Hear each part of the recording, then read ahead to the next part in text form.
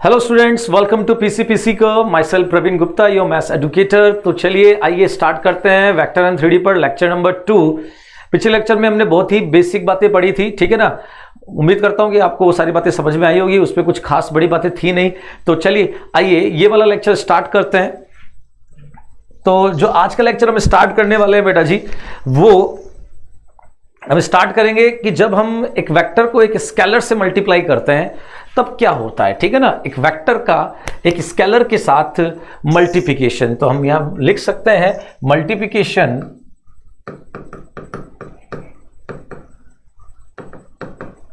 Of a scalar with a vector. Very important बेटा जी, very very very important. Multiplication of a scalar with a vector, ठीक है ना। इस बात को ढंग से सुनिएगा और समझिएगा। मान लीजिए कोई वेक्टर ए है, ठीक है ना। ये कोई वेक्टर है ए, ठीक है।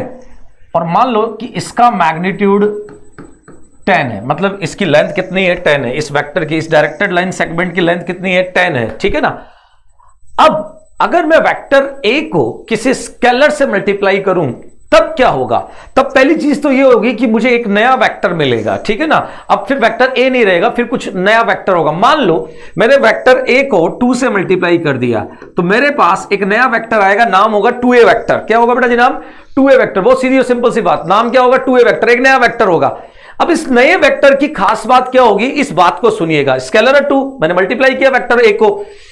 जो ये नया वेक्टर 2a वेक्टर होगा, इसमें बेटा जी सिर्फ एक चेंज आएगा, और वो चेंज आएगा इसके मैग्नीट्यूड में। इसका मैग्नीट्यूड डबल हो जाएगा। इसका मैग्नीट्यूड क्या हो जाएगा बेटा जी? डबल, ठीक है ना।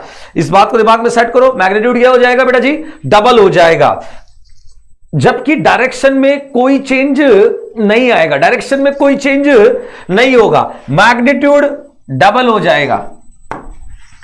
मैग्नीट्यूड क्या हो जाएगा बेटा जी? 1 सेकेंड, क्या हो रहा है ये? मैग्नीट्यूड डबल, ठीक है ना। और डायरेक्शन में कोई चेंज नहीं, यही 2a वेक्टर की डायरेक्शन होगी, ठीक है ना। जो a की डायरेक्शन वही 2a की डायरेक्शन, वही 3a की डायरेक्शन, वही 10a की डायरेक्शन, वही 100a की डायरेक्शन, वही 1000a की डायरेक्शन होगी, ठीक है ना। तो स्केलर से मल्टीप्लाई करने से पहले चीज, जो नया वेक्टर आता है उसकी डायरेक्शन में कोई चेंज नहीं होता है, ठीक है ना। पहली चीज, स्केलर मैंने अभी पॉजिटिव लिया है, अभी नेगेटिव स्केलर लेंगे, उसके बारे में बात बाद में करेंगे, ठीक है ना। तो एक पॉजिटिव स्केलर से मल्टीप्लाई करने पर वेक्टर, जो नया वेक्टर बनता है उसकी डायरेक्शन में कोई चेंज नहीं होता, वो पुराने वाले वेक्टर के ही डायरेक्शन में होता है, ठीक है ना। पहली चीज। सेकेंड चीज, जो मैग्नीट्यूड है वो जिस स्केलर से आपने मल्टीप्लाई किया उतने ही टाइम्स हो जाता है बेटा जी। 2 से मल्टीप्लाई किया तो 2 टाइम्स हो जाएगा, हाफ से मल्टीप्लाई किया तो हाफ टाइम्स हो जाएगा, ठीक है ना। तो अगर a का मैग्नीट्यूड 10 है तो बेटा जी 2a वेक्टर का मैग्नीट्यूड सोचना ही नहीं है, 20 होगा बेटा जी। कितना होगा? 20 होगा। अब यहीं पर देखो बेटा जी, सुनना, ये तो वेक्टर a है, ये वेक्टर 2a। अब इधर देखना बेटा, अब जैसे मान लो -2a से मल्टीप्लाई कर दूं, -2 से मल्टीप्लाई कर दूं, सॉरी, तो मेरे पास नया वेक्टर आएगा -2a वेक्टर, ठीक है ना। एक नया वेक्टर आएगा -2a वेक्टर। अब इसमें क्या खास बात होगी बेटा जी? इसमें भी वही होगा कि जो मैग्नीट्यूड है वो डबल हो जाएगा, मैग्नीट्यूड डबल हो जाएगा, ठीक है ना। तो -2a वेक्टर का जो मैग्नीट्यूड है वो भी कितना होगा? 20 ही होगा। इसका अगर 10 है तो इसका 20 और इसका भी 20, लेकिन जो डायरेक्शन है वो एग्जैक्टली 180 से चेंज हो जाएगी। और ये बात मैं आपको ऑलरेडी प्रूव भी करवा चुका हूं। पिछले क्लास में मैंने बताया था कि -1 एक हमारे पास फैसिलिटी है, जिससे अगर हम मल्टीप्लाई करते हैं किसी वेक्टर को, तो 2 को अगर -1 से मल्टीप्लाई करता हूं, सॉरी, ए वेक्टर को -1 से मल्टीप्लाई, सॉरी बेटा, ए वेक्टर को अगर -1 से मल्टीप्लाई करता हूं तो जो नया वेक्टर है उसकी डायरेक्शन बिल्कुल रिवर्स होगी बेटा जी। ये उधर भाग रहा है, ये इधर आ जाएगा, ठीक है ना। तो मुझे लगता है आपको समझ में आ गया होगा कि अगर पॉजिटिव स्केलर है तो सिर्फ मैग्नीट्यूड चेंज होगा, पॉजिटिव स्केलर है तो सिर्फ मैग्नीट्यूड चेंज होगा। और अगर नेगेटिव स्केलर से मल्टीप्लाई किया तो मैग्नीट्यूड तो चेंज होगा ही, लेकिन साथ में डायरेक्शन में 180 का चेंज आएगा, और कोई चेंज नहीं आएगा। 30 डिग्री, 40 डिग्री, 50 डिग्री ना, सीधा 180 का चेंज, इन बिटवीन कहीं पर भी नहीं रुकेगा, ठीक है ना। सीधा 180 का चेंज। तो बेटा जी क्या समझ में आता है कि जब हम किसी वेक्टर को, जब हम किसी वेक्टर को स्केलर से मल्टीप्लाई करते हैं, जब हम किसी वेक्टर को स्केलर से मल्टीप्लाई करते हैं तो उसके मैग्नीट्यूड में चेंज आता है, जबकि उसकी डायरेक्शन में चेंज आएगा या नहीं आएगा ये इस बात पे डिपेंड करेगा कि वो स्केलर पॉजिटिव है या नेगेटिव है। ठीक है ना। तो जरा इधर देखिए बेटा जी, अगर फाइनली यहां पर मैं लिखूं कि भैया कोई वेक्टर है ए वेक्टर, तो पहली चीज तो क्या समझ में आती है, वो पैरेलल होगा लैम्डा ए वेक्टर के। ठीक है ना, वो पैरेलल होगा लैम्डा ए वेक्टर के। ठीक है ना। यहां पर देखो बेटा जी, एक टर्म यूज किए मैंने पैरेलल, या फिर हम बोले, अभी रुक जाओ, पैरेलल वर्ड यूज नहीं करता हूं मैं, कंफ्यूज हो जाओगे तुम। अभी सिर्फ बोलता हूं मैं A and lambda A will have same direction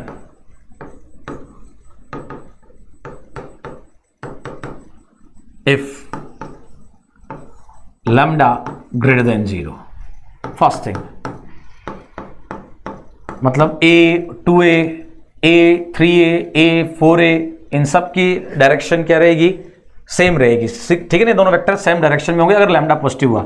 यहां पर हम लिख सकते हैं a and lambda a will be at an angle of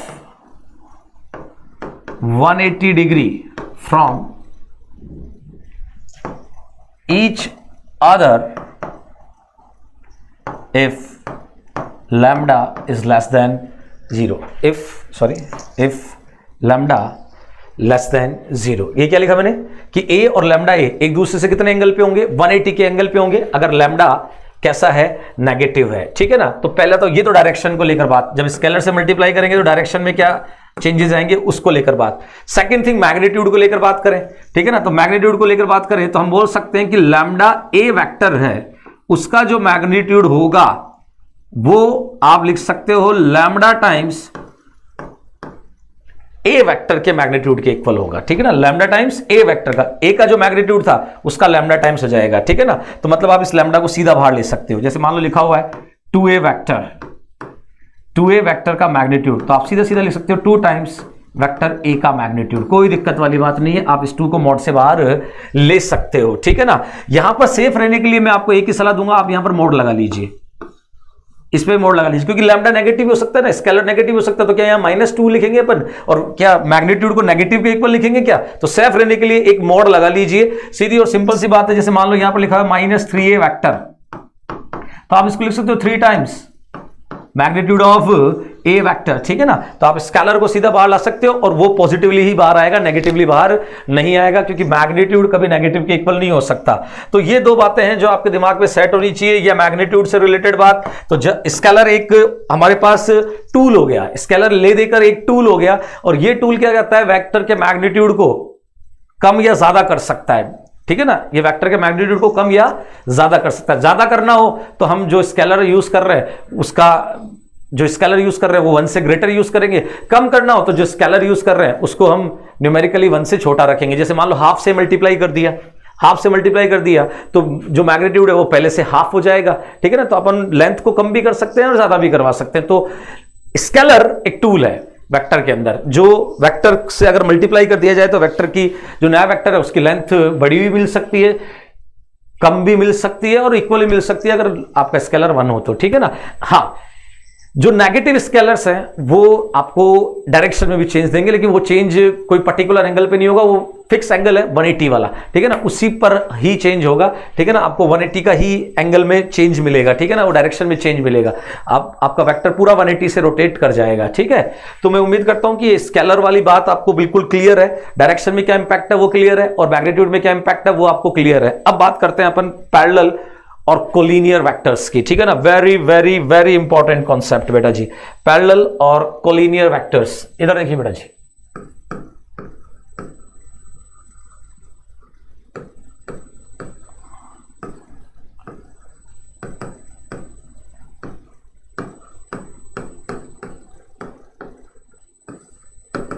yes बेटा जी, parallel and collinear, sorry not and, इसको और लिखते हैं अपन, है ना, ज्यादा बेटर रहेगा। पैरेलल और कोलिनियर वेक्टर। देखो बेटा जी, वेक्टर्स में आप चाहे पैरेलल बोलिए चाहे कोलिनियर बोलिए, दोनों एक ही चीज है, दोनों में कोई फर्क नहीं है। यहां से आपको आगे की बातें बहुत ढंग से सुननी है और समझनी है, ठीक है। अब इधर देखो बेटा जी, ये एक वेक्टर है, ये एक वेक्टर बेटा जी, ठीक है ना। इसका नाम अपन ने ए वेक्टर रखा, ये दूसरा वेक्टर, इसका नाम क्या रखा बेटा जी, बी वेक्टर। क्लियरली आपको नजर आ रहा है दोनों की डायरेक्शन सेम है, ठीक है ना। तो ये वेक्टर कैसे होंगे बेटा जी, पैरेलल वेक्टर थे, ठीक है ना। आप इनको पैरेलल वेक्टर बोल सकते हैं,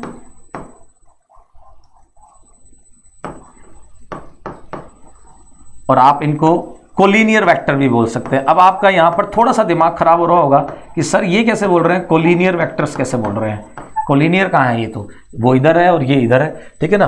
नहीं, अभी समझाऊंगा, दोनों ही हैं। आप इनको पैरेलल भी बोल सकते हैं और आप इनको कोलिनियर बोल सकते हैं। अभी मैं आपको ये बात क्लियर करूंगा, ठीक है ना। फिलहाल ये बात आपको बिल्कुल क्लियर हो जानी चाहिए। अब सुनिए, ये भी पैरेलल है और ये भी कोलिनियर है बेटा जी, ये भी पैरेलल है और ये भी कोलिनियर है, ठीक है ना। ये भी पैरेलल है और ये भी कोलिनियर है, ठीक है ना। ये पैरेलल और कोलिनियर, ये भी पैरेलल और कोलिनियर। अब आप सोच रहे होंगे कि सर ये चल क्या रहा है, चल कुछ नहीं रहा बेटा जी। देखो, पैरेलल की दो कैटेगरी होती है, मतलब कोलिनियर, पैरेलल बोलो चाहे कोलिनियर, वेक्टर में एक ही बात है बेटा, अभी समझाऊंगा। पैरेलल बोलिए चाहे कोलिनियर बोलिए, वेक्टर में एक ही बात है। तो पैरेलल और कोलिनियर की दो कैटेगरी होती है बेटा जी। इसमें एक तो होता है लाइक वेक्टर्स, ठीक है ना, और एक होते हैं अनलाइक वेक्टर्स। एक तो होते हैं बेटा जी लाइक वेक्टर्स और एक होते हैं अनलाइक वेक्टर, ठीक है ना। क्या होता है बेटा जी, अनलाइक वेक्टर, ठीक है ना। अब सुनना, ये जो एक दूसरे से कितने एंगल पे हैं, 0 डिग्री के एंगल पे, ठीक है ना। यहां पर एंगल कितना है इन दोनों वेक्टर के बीच में, 0 डिग्री। तो इनको तो बोलते हैं अपन लाइक वेक्टर्स, इनको तो क्या बोलते हैं बेटा जी, लाइक वेक्टर्स, ठीक है ना। और जो पैरेलल तो है लेकिन एंगल 180 पर है, इनको बोलते हैं बेटा जी अनलाइक वेक्टर। क्या बोलते हैं, अनलाइक वेक्टर। कई बार स्पेसिफाई करने के लिए इनको एंटी पैरेलल भी बोल दिया जाता है। क्या बोल दिया जाता है बेटा जी, एंटी पैरेलल। इनका दूसरा नाम भी है, ठीक है ना। हम पैरेलल वर्ड यूज करते हैं दोनों के रेस्पेक्ट में, ठीक है ना। और कई बार स्पेसिफिकली इसको एंटी पैरेलल वेक्टर भी बोल दिया जाता है, लेकिन जो ज्यादा जनरलाइज टर्म है वो है अनलाइक एंड लाइक, ठीक है ना। अगर सेम डायरेक्शन है, एग्जैक्टली सेम डायरेक्शन है, पैरेलल तो होंगे, कोलिनियर तो होंगे, लेकिन इनको क्या बोलेंगे अपन, लाइक वेक्टर्स। और एक पैरेलल है, कोलिनियर है, लेकिन डायरेक्शन क्या है बेटा जी, 180 का डिफरेंस है, तो उनको अपन बोलते हैं बेटा जी अनलाइक वेक्टर्स। क्या बोलते हैं बेटा, अनलाइक वेक्टर। तो ये टर्म आपको क्लियर हो जानी चाहिए। अब आपके दिमाग में जो सबसे बड़ी चीज चल रही है वो ये है कि सर आप इनको पैरेलल बोल रहे हैं, अच्छा लग रहा है, आप इनको कोलिनियर कैसे बोल रहे हैं, ठीक है ना। आपके दिमाग में ये बड़ी चीज चल रही होगी कि आप इनको कोलिनियर कैसे बोल रहे हैं, ठीक है ना। तो चलिए आइए बात करते हैं कि मैं इनको कोलिनियर कैसे बोल रहा हूं। सुनिएगा, समझिएगा। देखो बेटा, ये वेक्टर ए, ये वेक्टर बी,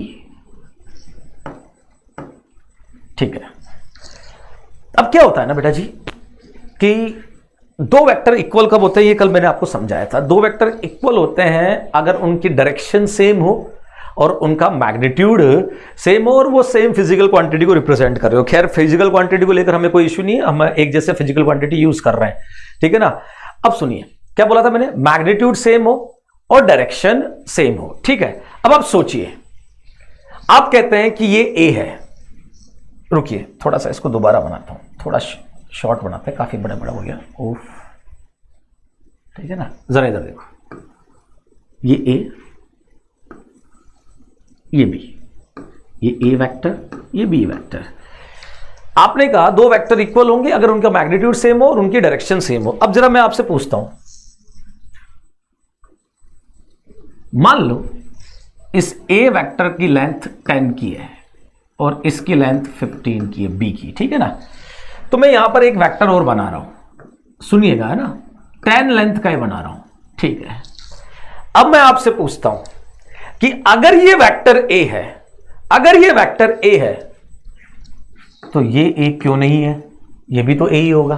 क्यों, दो वेक्टर इक्वल कब होते हैं, दो वेक्टर इक्वल कब होते हैं, दो वेक्टर सेम कब होते हैं, जब उनका मैग्नीट्यूड सेम हो और उनकी डायरेक्शन सेम हो। जरा आप बताइएगा, ए की डायरेक्शन ये है, इसकी डायरेक्शन भी यही है, तो इन दोनों वेक्टर की डायरेक्शन सेम है, इसकी और इसकी डायरेक्शन सेम है। इसकी लेंथ कितने की है? 10 की, तो इसकी लेंथ भी तो 10 की है, तो 10 लेंथ इसकी है, इसकी डायरेक्शन ये है, 10 लेंथ इसकी है और इसकी डायरेक्शन भी वही है। तो अगर ये ए वेक्टर है तो ये भी तो ए वेक्टर ही होगा बेटा जी, ये भी तो ए वेक्टर ही होगा।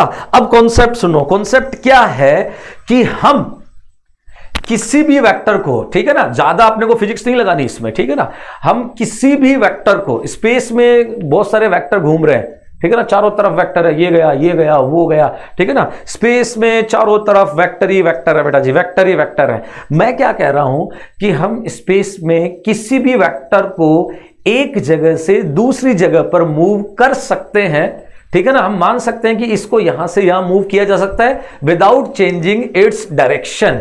इससे क्या होगा, जब आपने एक वेक्टर को दूसरी जगह शिफ्ट किया तो उसकी लेंथ में तो कोई चेंज आया ही नहीं, ठीक है ना, मतलब मैग्नीट्यूड जो पहले था वो अभी भी है। और मैंने क्या बोला, विदाउट चेंजिंग इट्स डायरेक्शन, तो मतलब डायरेक्शन भी आपने चेंज नहीं की, मैग्नीट्यूड भी चेंज नहीं हुआ, डायरेक्शन भी चेंज नहीं हुई। तो अगर वो ए था तो अब स्पेस में वहां से यहां आ गया तो अभी भी वो ए ही रहेगा। मतलब स्पेस में हम किसी भी वेक्टर को इधर उधर मूव करा सकते हैं। अब इस मूवमेंट की वजह से स्पेस में क्या फर्क पड़ गया, किसी को कोई तकलीफ हो गई, उससे हमें मतलब नहीं है, क्योंकि हम सिर्फ वेक्टर स्टडी कर रहे हैं। यहां से यहां मूव किया, हम सिर्फ वेक्टर को स्टडी कर रहे हैं। अब इस मूवमेंट की वजह से स्पेस में क्या हो गया, भूकंप आ गया, कोरोना आ गया, क्या आ गया, उससे हमें कोई मतलब नहीं है बेटा जी, ठीक है ना। जैसे मान लो ये ब्लॉक है जी, इस पर आपने यहां 5 न्यूटन लगा रखा था, इस जगह 5 न्यूटन लगा रखा था, ब्लॉक खिसक रहा था आराम से। अब आपने क्या किया, इस 5 न्यूटन को एज इट इज उठाकर यहां लगाना शुरू कर दिया, ठीक है ना। आपने स्पेस में इस वेक्टर की पोजीशन को चेंज किया है,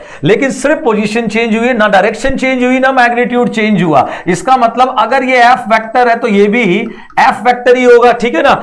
अब पहले ये खिसक रहा था, जब यहां फोर्स लगाया ये खिसक रहा था। अब ये हो सकता है कि यहां हमने 5 न्यूटन लगाया तो ये लुढ़कना शुरू कर दे, ये रोलिंग शुरू कर दे, लेकिन हमें उससे मतलब नहीं है कि वो रोलिंग कर रहा है या नहीं रोलिंग कर रहा है या खिसक रहा है, हमें मतलब नहीं है। हमें तो सिर्फ ये स्टडी करना था कि अगर ये 5 न्यूटन है, ये 5 न्यूटन है और इसकी डायरेक्शन और इसकी डायरेक्शन सेम है तो ये दोनों वेक्टर तो सेम ही हुए बेटा जी, ये दोनों वेक्टर तो सेम ही है। हमें हमारा जो फील्ड ऑफ इंटरेस्ट है वो सिर्फ इतना सा है, ठीक है ना। हमें इस बात से मतलब है कि ये दोनों सेम है या नहीं है। अब इसकी वजह से ये ब्लॉक क्या कर रहा है, इस स्पेस में क्या चेंजेस आ गए, इससे हमें कोई लेना देना नहीं है। और यही बात मैं आपको समझा रहा हूं कि अगर ये वेक्टर यहां है तो मैं इसको उठाकर यहां से यहां रख सकता हूं, ना तो मैंने डायरेक्शन चेंज की है ना मैग्नीट्यूड चेंज किया है। तो अगर ये ए वेक्टर है तो ये भी ए वेक्टर है। अब आप बताइए, जो दोनों आपको पैरेलल नजर आ रहे थे अभी, वो एक्चुअल में कोलिनियर भी तो नजर आ रहे हैं। अब एक ही लाइन में है, देखो दोनों एक ही लाइन में है, तो इसलिए मैं कह रहा हूं कि वेक्टर के अंदर पैरेलल वर्ड और कोलिनियर दोनों का सेंस वेक्टर को लेकर एक ही है, ठीक है ना। तो कभी भी आपके सामने बोला जाए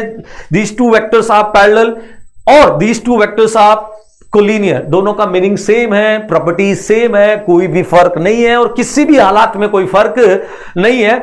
अगर वेक्टर के रेस्पेक्ट में बात हो रही है तो मस्त होकर आप अप्लाई कर सकते हो। कॉन्सेप्ट क्या बनता है वो सुन लीजिए। कॉन्सेप्ट ये बनता है कि हम एक वेक्टर को स्पेस में कहीं और शिफ्ट कर सकते हैं विदाउट चेंजिंग इट्स डायरेक्शन, ठीक है ना। One can move a vector in space without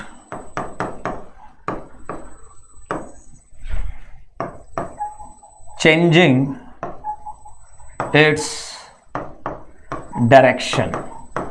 Key concept बेटा जी, one can move a vector in space without changing its direction. इसी से रिलेटेड लोकलाइज्ड और डी लोकलाइज्ड वेक्टर्स के बारे में बात की जाती है, जो अपने को मतलब नहीं है बेटा जी, है ना, अपने काम के नहीं है, मस्त रही है, आपको उन टर्म से पढ़ने की जरूरत नहीं है। आप तो इतनी सी बात याद रखिए, आपकी बात बन जाएगी, आप कहीं भी नहीं फंसेंगे, ठीक है ना। तो हम स्पेस में किसी वेक्टर को एक जगह से दूसरी जगह मूव करवा सकते हैं विदाउट चेंजिंग इट्स डायरेक्शन। अगर ये ए है तो ये भी तो ए है, तो यहां से उठाकर मैं यहां भी रख सकता हूं, ना तो डायरेक्शन चेंज हुई है ना मैग्नीट्यूड चेंज हुआ है। तो पहले ए था तो अभी भी ए रहेगा। दिक्कत कहां है, दिक्कत कहां है? तो अब मुझे उम्मीद है कि आपको यह चीज तो क्लियर हो गई होगी, कोलिनियर और पैरेलल दोनों एक ही चीज है, कोलिनियर और पैरेलल दोनों एक ही चीज है। ठीक है, चलो ये बात भी आपको क्लियर होती है। ठीक है ना, और हम वेक्टर को एक जगह से दूसरी जगह मूव कर सकते हैं। अब कल एक छोटी सी बात कही थी मैंने कोप्लानर वेक्टर्स की। किसकी बात कही थी बेटा जी? कोप्लानर वेक्टर्स की। मैंने क्या कहा था कि कुछ वेक्टर्स होंगे हमारे पास ABCD, ठीक है ना, वो कोप्लानर होंगे अगर वो किसी एक पर्टिकुलर प्लेन के पैरेलल हैं, तो जरा मान लो ये प्लेन है, ये बोर्ड एक प्लेन है और इसके पैरेलल एक ये हो गया, इसी के पैरेलल एक ये हो गया। ठीक है ना, ये इसके पैरेलल, देखो समझो, ये इसके पैरेलल, ये वाला भी तो इस बोर्ड के तो पैरेलल ही हुआ, बोर्ड में थोड़ी घुस रहा है, बोर्ड के तो पैरेलल ही हुआ। ठीक है ना, ये भी इस बोर्ड के पैरेलल है। ठीक है ना, तो ये सारे वेक्टर्स अगर इस बोर्ड के पैरेलल हैं तो ये सारे कोप्लानर है। कैसे? अब मैं इसको, जैसे पहला वेक्टर मैंने ये लिया, अगर ये इस बोर्ड के पैरेलल है तो मैं इसको यहां से उठाकर बोर्ड में शिफ्ट कर सकता हूं एज इट इज। देखो यहां से उठाया और ऐसा कैसा बोर्ड में शिफ्ट कर दिया। अगर ये पैरेलल है, ये इस बोर्ड के पैरेलल है, तो इसको ऐसा का ऐसा उठाकर मैं बोर्ड में शिफ्ट कर सकता हूं। देखो दोनों एक ही प्लेन में आ गए। तीसरा ये लिया आपने, ठीक है ना, अब ये अगर इस बोर्ड के पैरेलल है तो इसको ऐसा का ऐसा लाकर इस बोर्ड में रखा जा सकता है। शिफ्ट कर दिया बिना डायरेक्शन चेंज किए, तो देखो तीनों एक ही प्लेन में तो नजर आ रहे हैं बेटा जी। ठीक है ना, तीनों कैसे हुए? कोप्लानर हुए। तो इसलिए मैं कह रहा हूं कि अगर कुछ वेक्टर्स किसी प्लेन के पैरेलल हैं, तो वो डेफिनेटली कोप्लानर है। ठीक है ना, क्योंकि हम वेक्टर को मूव कर सकते हैं बिना डायरेक्शन को चेंज किए हुए। इस चीज को अगर दिमाग में सेट करोगे तो आपको आपके सारे क्वेश्चंस का आंसर मिल जाएगा जो अब तक आपके दिमाग में चल रहे थे। ठीक है ना, अब थोड़ा सा आगे बढ़ते हैं और बातें करते हैं पैरेलल और कोलिनियर वेक्टर्स पर। ठीक है ना, तो पैरेलल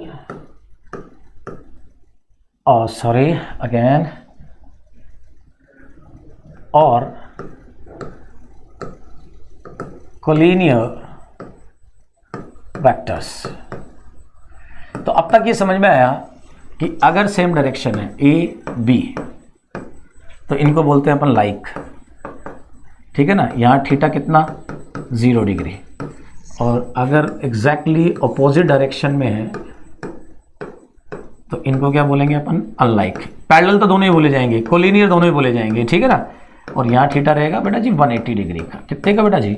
180 डिग्री का। ठीक है, ये एक बात हो गई। अब मैं क्या कहता हूं कि अगर दो वेक्टर पैरेलल हैं, ठीक है ना, तो उनमें से एक वेक्टर को लैम्डा टाइम्स दूसरा वेक्टर लिखा जा सकता है। ठीक है ना, कैसे? सोचो बेटा जी, मान लो इसकी लेंथ 10 है और मान लो इसकी लेंथ 20 है।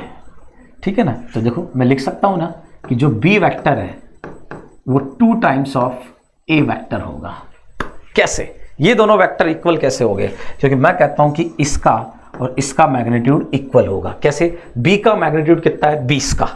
ठीक है ना, 2A का मैग्नीट्यूड 20 का ही तो होगा। अरे इसका मैग्नीट्यूड 20 का है तो इसका मैग्नीट्यूड भी 20 होगा। कैसे होगा? क्योंकि A का मैग्नीट्यूड 10 का था, 2 से मल्टीप्लाई किया। मैंने कैसे कहा? जब स्केलर से मल्टीप्लाई करते हैं तो मैग्नीट्यूड उतना ही टाइम हो जाता है। तो बताइए, इसका मैग्नीट्यूड 20, इसका मैग्नीट्यूड 20। अच्छा, पैरेलल तो दोनों पहले से ही थे। इसकी डायरेक्शन जो है, जो A की डायरेक्शन है वही B की डायरेक्शन है, तो A और B तो पहले से पैरेलल थे। और मैंने क्या बोला था? जो A की डायरेक्शन होगी वही 2A की डायरेक्शन होगी, तो 2A भी इसी डायरेक्शन में होगा जिस डायरेक्शन में B है। तो दोनों की डायरेक्शन सेम है, किसकी? B और 2A की, और दोनों का मैग्नीट्यूड भी सेम है। तो बताइए मैं लिख सकता हूं या नहीं लिख सकता ऐसा? अब जरा यहां देखो, मान लो ये 10 का है जी, ये 15 का है जी। ठीक है ना, तो जरा देखिए, क्या मैं लिख सकता हूं कि B vector equal to -3/2 times of A vector. अब ये क्या कर डाला मैंने? देखो गौर करके देखो, ये क्या कर डाला? कुछ नहीं किया। माइनस तो इसलिए लिया ताकि 180 का बैलेंस हो जाए। ठीक है ना, तो 180 को तो बैलेंस कर दिया मैंने। अब देखो 3/2, इसका मैग्नीट्यूड कितना है? 15 का है, और इसका A का कितना? 10 का। तो 10 मल्टीप्लाई बाई 3/2, बोलो 15 हो गया क्या? 15 हो गया। तो इस वेक्टर और इस वेक्टर का मैग्नीट्यूड 15 और अब दोनों की डायरेक्शन सेम। बोलो बेटा जी, B और A की डायरेक्शन सेम नहीं थी, 180 का टर्न था, लेकिन माइनस से मल्टीप्लाई करते ही दोनों की डायरेक्शन सेम हो गई। ठीक है ना, इसकी और इसकी डायरेक्शन सेम हो गई, और 3/2 ने मैग्नीट्यूड को भी सेट कर दिया। तो इन दोनों वेक्टर का मैग्नीट्यूड सेम है, इन दोनों वेक्टर की डायरेक्शन सेम है। तो क्या समझ में आता है कि सर अगर दो वेक्टर एक दूसरे के पैरेलल हैं, दो वेक्टर अगर एक दूसरे के पैरेलल हैं तब एक वेक्टर को लैम्डा टाइम्स दूसरा वेक्टर लिख सकते हैं, एक वेक्टर को लैम्डा टाइम्स दूसरा वेक्टर लिख सकते हैं। मतलब यहां पर फाइनली मैं बोल सकता हूं इफ, वेरी इंपॉर्टेंट स्टेटमेंट बेटा जी, if A and B are collinear और parallel vectors, then B will be lambda times of A vector. B will be lambda times of A vector or A equal to some mu times of B vector. बोलो लिख सकते हैं नहीं लिख सकते? मतलब एक वेक्टर को लैम्डा टाइम्स दूसरा वेक्टर लिखा जा सकता है, जैसा कि यहां लिखा b equal to lambda times a, b equal to lambda times a। आप उल्टा भी लिख सकते थे, यहां पर a equal to lambda times b, ये भी तो लिख सकते थे। इसका 20 है तो अब इसका 10 हो गया, इसका 10 है ही बेटा जी, दोनों की डायरेक्शन सेम है ही, क्योंकि स्केलर से मल्टीप्लाई करने पर डायरेक्शन में तो कोई चेंज आएगा ही नहीं, और आएगा तो 180 का आएगा, जो अभी हमने माइनस से मल्टीप्लाई किया नहीं। तो देखो बेटा जी, मुझे उम्मीद है आपको समझ में आ गई। और यहां हम बोल सकते हैं lambda mu belongs to R, lambda and mu can be any real number, ठीक है ना। लैम्डा और म्यू कोई भी रियल नंबर हो सकता है, हमें नहीं पता क्या है, लेकिन लैम्डा और म्यू चाहो तो यहां पर स्केलर वर्ड यूज कर लो, वरना बेवजह आप कंफ्यूज होंगे। ये क्या है बेटा जी? स्केलर्स, ठीक है ना, ये स्केलर्स है, ठीक है ना। चलिए, तो ये हो गया सबसे बड़ा कॉन्सेप्ट जो आपके दिमाग में सेट हो जाना चाहिए कि अगर ए और बी दो वेक्टर है, अगर ए और बी दो वेक्टर हैं और कैसे हैं? कोलिनियर है, A and B are two collinear, A and B are collinear vectors, then a vector can be written as lambda times another vector, ठीक है ना। b equal to lambda times a, a equal to mu times b, ठीक है ना। आप कोई k भी use कर सकते हैं, ऐसा कोई जरूरी नहीं लैम्डा और म्यू यूज करो, आप k यूज कर लो, p यूज कर लो, कुछ भी, कोई भी स्केलर यूज कर लो, x यूज कर लो, कोई फर्क नहीं पड़ता। याद रखने वाली और इंपॉर्टेंट बात यह है कि जब भी अब आपके दिमाग में, आपके कानों में ये वाला टर्म आ जाए, ये वाला स्टेटमेंट आ जाए कि ए और बी कोलिनियर है, ए और बी पैरेलल है, तो रुकिएगा मत, तुरंत लिख देना कि भैया B equal to lambda times A या फिर A equal to lambda times B. दोनों में से एक बात तो आपको लिखनी पड़ेगी और गारंटी मेरी है आपका आंसर आ जाएगा, ठीक है ना। तो आपको क्या करना है, ये दिख जाए तो तुरंत ये लिख देना है, आपकी बात बन जाएगी। क्योंकि दो वेक्टर जब पैरेलल होते हैं तो उनमें डायरेक्शन का कोई रोल होता ही नहीं है, कोई लड़ाई होती नहीं होती, तो 180 की होती है जिसको हम माइनस से मल्टीप्लाई करके सेट कर सकते हैं। दूसरी जो लड़ाई होती है वो लड़ाई होती है उनकी लेंथ को, जिसको हम स्केलर से मल्टीप्लाई करके सेट कर सकते हैं। तो स्केलर से मल्टीप्लाई करके लेंथ को सेट कर दिया, डायरेक्शन में अगर कुछ लड़ाई होगी तो लैम्डा अपने आप प्लस माइनस हो लेगा, ठीक है ना, मामला सेट हो जाएगा बेटा जी, ठीक है ना। तो मुझे उम्मीद है कि आपको ये बात समझ में आई होगी। अब यहां से आगे बढ़ते हैं और जो आपके कोलिनियर या पैरेलल वेक्टर्स है उनकी कुछ प्रॉपर्टीज हैं उनको अपन डिस्कस करते हैं बेटा जी, ठीक है ना। तो चलिए आगे बढ़ते हैं यहां से। चलिए, ये तो क्वेश्चन आ गया, इससे एक काम करते हैं, पहले यहीं पर अपन प्रॉपर्टीज डिस्कस कर लेते हैं, ठीक है ना। तो जरा इधर देखो, बहुत ढंग से सुनिएगा और समझिएगा, बड़ी मजेदार प्रॉपर्टीज है। जैसे मान लीजिए एक वेक्टर ए है जी, ये मान लो a1i, a2j, a3k। एक वेक्टर बी है जी, b1i, b2j, b3k, ठीक है। ये मैंने दो वेक्टर अज्यूम कर लिए, ठीक है। अब यहां पर हमें बोला है a and b are collinear, A and B are collinear, ठीक है। चलो, तो अब बातें करते हैं। ए और बी को कोलिनियर बोला है, बातें करते हैं, ठीक है ना। तो जैसे ही बोला A and B are collinear, मैंने तुरंत लिख दिया B equal to lambda times A. आप A equal to lambda times B भी लिख सकते हैं, कोई फर्क नहीं पड़ता, एक ही बात है बेटा जी, कोई दिक्कत वाली बात नहीं है, ठीक है ना। तो B equal to lambda times A लिख दिया मैंने तुरंत, ठीक है। अब यहां से ये तो लिख दिया, अब यहां से अपन क्या क्या रिजल्ट जनरेट कर सकते हैं उस पर बात करते हैं। तो फर्स्ट रिजल्ट आपने लिखा b equal to B vector equal to lambda times A vector. तो मैं ये कहता हूं कि अगर दो वेक्टर इक्वल हैं तो उनके मैग्नीट्यूड्स इक्वल होंगे, ये बात आप मानते हो बेटा जी, ठीक है ना। तो जरा इधर देखिए बेटा जी, दो वेक्टर अगर इक्वल है तो उनके मैग्नीट्यूड्स इक्वल होंगे, तो ये वेक्टर और ये वेक्टर अगर इक्वल है तो इनके मैग्नीट्यूड्स इक्वल होंगे। तो मैंने क्या किया, b का magnitude equal to lambda times a का मैग्नीट्यूड लिख दिया, ठीक है ना, दोनों तरफ मैग्नीट्यूड ले लिया, ठीक है ना, दोनों वेक्टर इक्वल थे तो मैंने दोनों तरफ मैग्नीट्यूड को इक्वल कर दिया। अब जरा इधर देखो, अब अगर आप गौर करके देखो तो मैंने एक प्रॉपर्टी बताई आपको, प्रॉपर्टी क्या बताई कि ये लैम्डा बाहर आ जाता है। अभी याद कीजिए मैंने आपको स्केलर से जब मल्टीप्लाई करना सिखाया था तो मैंने सिखाया था लैम्डा बाहर आ जाता है, लेकिन ऐसे नहीं आता, मोड लेके बाहर आएगा, ठीक है ना, और यहां रह जाएगा मॉड ऑफ ए। तो सोचो ना, मॉड ऑफ लैम्डा की वैल्यू क्या आ गई, मॉड ऑफ लैम्डा की वैल्यू आ गई mod of B by mod of A, मतलब magnitude of B divide by magnitude of A. तो लैम्डा का वैल्यू क्या आ गया, plus minus magnitude of B divide by magnitude of A. और ऑब्वियस बात है ये तो होना ही था, ठीक है ना, क्यों, क्योंकि लैम्डा क्या था, लैम्डा मैग्नीट्यूड को तो एडजस्ट कर रहा था, एक का 20 एक का 10, तो लैम्डा का वैल्यू 2 ही तो आना था।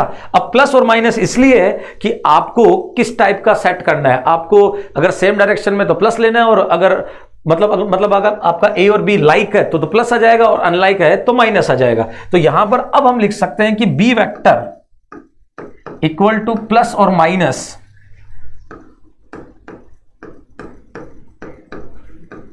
अरे लैम्डा की वैल्यू पुट कर रहा हूं ना यहां पर, ठीक है ना, ये देखो पहला रिजल्ट, अगर ए और बी कोलिनियर है, अगर ए और बी कोलिनियर है तो आप लिख सकते हो B equal to plus minus magnitude of B divide by magnitude of A into A vector, ठीक है ना। अब यहां पर ध्यान रखने वाली बात यह है कि प्लस तो तब आएगा जब ए और बी कैसे होंगे, लाइक, और माइनस कब आएगा, जब ए और बी कैसे होंगे, अनलाइक, ठीक है ना। तो देखो बेटा जी, ये आपके पास रिजल्ट नंबर 1 बन गया। दो वेक्टर अगर कोलिनियर बोले जाए तो आप तुरंत एक वेक्टर को पहले का मैग्नीट्यूड डिवाइड बाय दूसरे का मैग्नीट्यूड इनटू दूसरा वेक्टर, प्लस और माइनस में से क्या लेना है ये इस बात पर डिपेंड करेगा कि वेक्टर कोलिनियर तो बोले लेकिन कैसे हैं, लाइक है तो प्लस लेना है, अनलाइक है तो माइनस लेना है, दोनों एक साथ नहीं आएंगे, ठीक है ना, दोनों एक साथ नहीं आएंगे, दोनों में से एक ही आएगा, वो डिपेंड करेगा लाइक वेक्टर है या अनलाइक वेक्टर है, ठीक है ना। तो ये हो गया रिजल्ट नंबर 1, ठीक है। अब रिजल्ट नंबर 2, आपने बोला A and B are collinear, आपने A और B को कोलिनियर कहा। अब अगर A और B कोलिनियर है, बात को ढंग से सुनना, अगर A और B कोलिनियर है तो मैंने एक ही चीज सिखाई, तुरंत लिख दो B equal to lambda times A या A equal to lambda times B, जो भी आप लिखना चाहो, ठीक है ना। अब मैं चाहता हूं कि B वेक्टर आप लिखें, अभी अभी ऊपर में लिखा है कि B वेक्टर क्या है, B1i B2j B3k, लैम्डा ए वेक्टर, तो यहां पर आप लिख सकते हो lambda A1i plus lambda A2j plus lambda A3k। अब गौर करके देखो, इधर एक वेक्टर है, इधर एक वेक्टर है, इधर एक वेक्टर, इधर एक वेक्टर, ये दोनों वेक्टर इक्वल कब होंगे, जब इसका x कंपोनेंट इसके x कंपोनेंट के इक्वल हो, इसका y कंपोनेंट इसके y कंपोनेंट के इक्वल हो, इसका z कंपोनेंट इसके z कंपोनेंट के इक्वल हो। तो यहां पर आ गया B1 equal to lambda A1, देखो B1 equal to lambda A1, B2 equal to lambda A2 and B3 equal to lambda A3। अब गौर करके देखो तो यहां से जो रिजल्ट निकल के आता है वो ये आता है कि भैया B1 by A1 equal to B2 by A2 equal to B3 by A3 equal to lambda. क्या समझ में आता है कि अगर दो वेक्टर कोलिनियर है, देखो बेटा रिजल्ट क्या है, अगर दो वेक्टर कोलिनियर है तो उनके कॉरस्पॉन्डिंग कंपोनेंट्स का जो रेशियो होता है वो इक्वल होता है। देखो ना, दो वेक्टर, ये देखो ये दो वेक्टर, अगर ये दोनों कोलिनियर है मतलब पैरेलल है तो A1 बाई B1 इक्वल होगा A2 बाई B2 के, इक्वल होगा A3 बाई B3 के, और ये सब किसके इक्वल दे रखे हमने, लैम्डा के। अभी अभी हमने लैम्डा की वैल्यू फाइंड की है और वो फाइंड की थी plus minus mod of B by mod of A. तो क्या समझ में आता है, अगर दो वेक्टर पैरेलल है, कोलिनियर है, तो उनके कंपोनेंट्स का रेशियो तो इक्वल है, और वो रेशियो किसके इक्वल होता है, उनके मैग्नीट्यूड के रेशियो के इक्वल होता है। देखो ना, ये रेशियो किसके इक्वल आ रहे हैं, मैग्नीट्यूड के रेशियो के इक्वल आ रहे हैं। बस थोड़ा सा डिपेंड करेगा प्लस और माइनस को लेकर, लाइक है तो प्लस और अनलाइक है तो माइनस, ठीक है ना। तो मुझे उम्मीद है कि आपको ये वाला रिजल्ट भी बहुत ढंग से समझ में आ गया होगा बेटा जी, ठीक है ना, इसमें भी गड़बड़ नहीं होनी चाहिए। तो दो वेक्टर अगर आपको कोलिनियर दे रखे और वेक्टर इस फॉर्म में है तो आपको सोचना ही नहीं है बेटा जी, तुरंत क्या करना करना, this by this equal to this by this equal to this by this, बस बन गई बात बेटा जी, ठीक है ना। और इक्वल टू लिखना चाहो तो इसका मैग्नीट्यूड डिवाइड बाय इसका मैग्नीट्यूड, जो पहले ले रहे हो उसका मैग्नीट्यूड ऊपर, जो बाद में ले रहे हो उसका मैग्नीट्यूड नीचे, ठीक है ना। उस हिसाब से देखो मैंने बी को ऊपर लिया है तो बी का मैग्नीट्यूड ऊपर, ए को नीचे लिया तो ए का मैग्नीट्यूड नीचे। मुझे पूरी उम्मीद है आपको बात समझ में आ रही होगी। अब अगर इसी में मैं आगे बढ़ूं, इसी में कुछ और छोटी छोटी प्रॉपर्टीज अपन जनरेट करें, तो मैं क्या कह रहा हूं कि इन तीनों इक्वेशंस को साइड बाय साइड ऐड कर दो। अगर अब तुम इन तीनों को साइड बाय साइड ऐड करते हो, अगर साइड बाय साइड ऐड करते हो तो देखो यहां पर क्या आ जाएगा, b1 plus b2 plus b3 equal to lambda times a1 plus a2 plus a3, और इससे डिवाइड कर दिया मैंने, ठीक है ना। तो देखो यहां पर क्या आ गया, b1 plus b2 plus b3 by a1 plus a2 plus a3, और ये आ गया equal to lambda and that is plus minus mod of b by mod of a, magnitude of b by magnitude of a। तो अगला और शानदार result क्या बन गया बेटा जी, वो ये बन गया कि अगर दो वेक्टर पैरेलल है, अगर दो वेक्टर पैरेलल है, कोलिनियर है, तो उनके कंपोनेंट्स के सम का रेशियो, कंपोनेंट्स का सम और उनका रेशियो किसके इक्वल होता है, किसके इक्वल होता है, उनके मैग्नीट्यूड के रेशियो के इक्वल होता है। और ये भी एक याद रखने वाली बात है, और मैग्नीट्यूड का रेशियो किसके इक्वल होता है, कंपोनेंट्स के रेशियो के इक्वल। तो आप चाहें तो इस रेशियो को आप b1 बाई a1 या b2 बाई a2 या b3 बाई a3 के इक्वल भी लिख सकते हैं, ठीक है ना। तो मैं उम्मीद कर रहा हूं कि आपको ये रिजल्ट भी याद रहेगा, ठीक है ना। तो result number 3, result number 2 and result number 1, and the most important, if two vectors are collinear then b equal to lambda times a या फिर a equal to lambda times b, कोई फर्क नहीं पड़ता, आप दोनों में से कुछ भी बोलिए, ठीक है ना। तो मैं उम्मीद करता हूं इतनी बात सबको समझ में आई होगी। अब यहीं पर एक और कॉन्सेप्ट, ठीक है ना, ये मान लो रिजल्ट नंबर 3 हो गया एक तरह से अपने लिए। जो अगला कॉन्सेप्ट सिखाने जा रहा हूं वेरी इंपॉर्टेंट बेटा जी, वेरी वेरी इंपॉर्टेंट, ठीक है ना, वेरी इंटरेस्टिंग। तो चलिए अगला रिजल्ट देखते हैं क्या है। हाँ बेटा नेक्स्ट, अब समझना है इसको, जो अगला रिजल्ट मैं समझाने जा रहा हूं। मान लो मेरे पास कुछ ऐसा सीन हो, λ1 और λ2 स्केलर है, a और b दो वेक्टर है, ठीक है ना। वेक्टर्स को मैं ले रहा हूं, देखो बेटा जी कैसा, नॉन जीरो।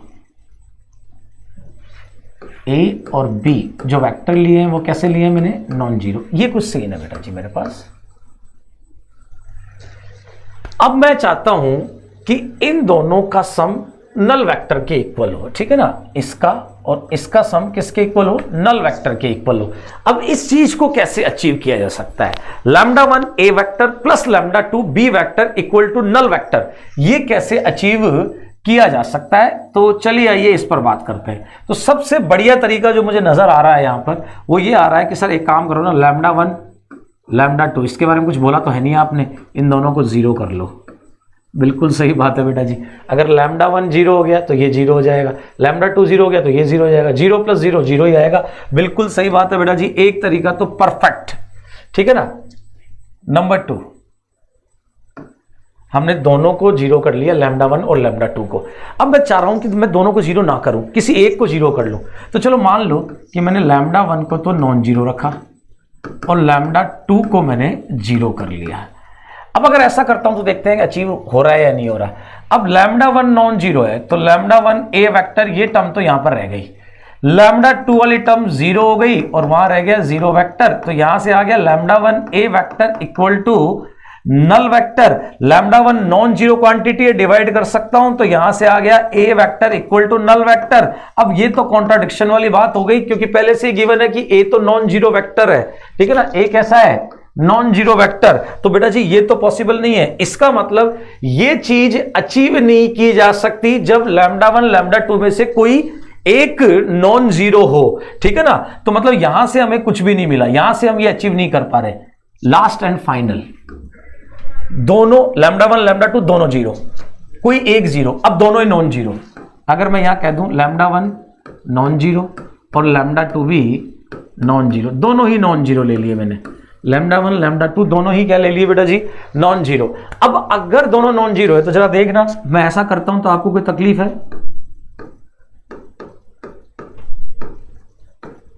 कुछ नहीं किया मैंने बेटा जी, इसको उठा के उधर शिफ्ट कर दिया, फिर लैम्डा 1 से डिवाइड मार दिया। अच्छा डिवाइड कर सकता हूं क्योंकि नॉन जीरो है, अदरवाइज तो कैसे करता डिवाइड? ठीक है। अब देखो ये पूरा एक स्केलर है, इसको मैं लिख सकता हूं ऐसा, अरे इसको स्केलर को लैम्डा लिख दूं बेटा, मजा आ गया। इसको अचीव किया जा सकता है, अगर लैम्डा 1 लैम्डा 2 दोनों नॉन जीरो हो तो भी ये अचीव किया जा सकता है। और उसके लिए देखो गौर करके, अगर ये दोनों नॉन जीरो है तो इसको इस तरीके, इसको इस इक्वेशन को ऐसा लिखा जा सकता है, और ऐसा लिखते तो क्लियर समझ में आ रहा है कि ऐसा तो तभी होगा जब ए और बी पैरेलल हो। तो इसको अचीव करने का इस चीज को अचीव करने के हमारे पास दो रास्ते आ गए। पहला रास्ता कि लैम्डा 1 लैम्डा 2 दोनों ही जीरो हो जाए, और दूसरा रास्ता क्या है कि ए और बी जो वेक्टर है वो पैरेलल हो। अगर ए और बी पैरेलल हो गए तो ये अचीव किया जा सकता है, और अगर लैम्डा 1 लैम्डा 2 दोनों जीरो हो जाए तो ये अचीव किया जा सकता है। अब हमारे पास दो ट्रिक है इसको अचीव करने की, लेकिन अब सोचिए अगर मैं कंस्ट्रेंट और बढ़ा दूं, यहां मैं बोल दूं if A and B are non zero and non-collinear vectors and lambda 1 a vector plus lambda 2 b vector equal to null vector, then अब सोचिए क्या लिखा मैंने, if a and b are non zero, already थे अभी भी हमने लिए non zero, and non collinear and this one equal to zero. सोचो सोचो सोचो सोचो सोचो बेटा जी, सोचो सोचो क्या बोल रहा हूं मैं, ये है ठीक है ना। मैंने क्या बोला, इसको अचीव करने के दो रास्ते, एक रास्ता ये और एक रास्ता ये, या तो दोनों पैरेलल हो जाएं ए और बी, या फिर दोनों स्केलर जीरो हो जाएं। अब हमने क्या बोला है कि ये जो ए और बी वेक्टर है वो नॉन कोलिनियर है, नॉन जीरो तो पहले भी थे, अब नॉन कोलिनियर भी कर दिया, मतलब मैं इस केस को भी खा गया।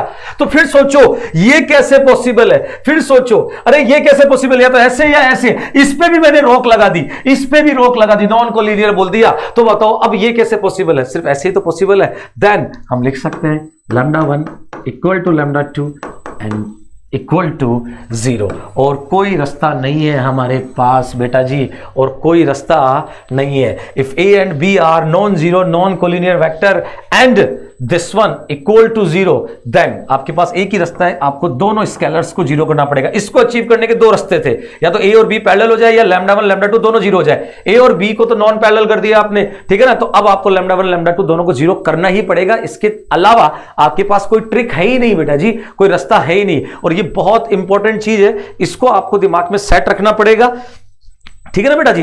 तो इस लेक्चर में इतना ही अपन स्टडी करेंगे। अगले लेक्चर में जब मैं आऊंगा तो आपको जो आज हमने थ्योरी पढ़ी है पैरेलल और कोलिनियर वेक्टर्स की, इस पर हम कुछ क्वेश्चंस करेंगे और हम सीधा स्ट्रेट लाइन के पास चलेंगे, ठीक है ना बेटा जी। तो तब तक के लिए goodbye and thank you.